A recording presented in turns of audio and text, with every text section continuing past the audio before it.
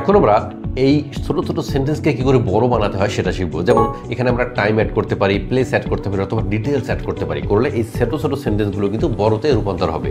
তাহলে চলুন শিখে ফেলি। এর ফর্মুলাটা হচ্ছে subject plus verb plus objective plus time plus details. অর্থাৎ আমরা এই ছোট সেন্টেন্সকে যদি বড় করতে চাই এই ফর্মুলাটা আমাদেরকে মেনে চলতে হবে। I study English everyday morning at home.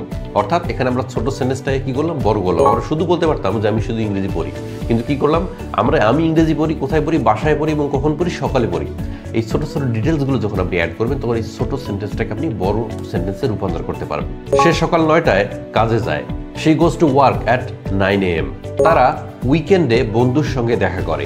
They meet friends on weekend. এখানে আপনি দেখলেন যখন আমরা টাইম অ্যাড করলাম এবং প্লেস অ্যাড করলাম, বাক্যটা কিন্তু অনেক সুন্দর হয়ে গেল এবং কমপ্লিট হয়ে গেল এবং অনেক বড় দেখাচ্ছে এবং ন্যাচারাল দেখাচ্ছে। অর্থাৎ ছোট ছোট বাক্যকে যদি আপনি বড় করতে চান, ওখানে টাইম অ্যাড করতে পারেন, ওখানে একটা প্লেস অ্যাড করতে পারেন, অথবা অন্য কোনো ডিটেলস অ্যাড করবেন, তাহলে বাক্যটা অনেক বড় হয়ে যাবে এবং ন্যাচারাল লাগবে এবং মনে হবে যে এটা 100% একটা কমপ্লিট বাক্য।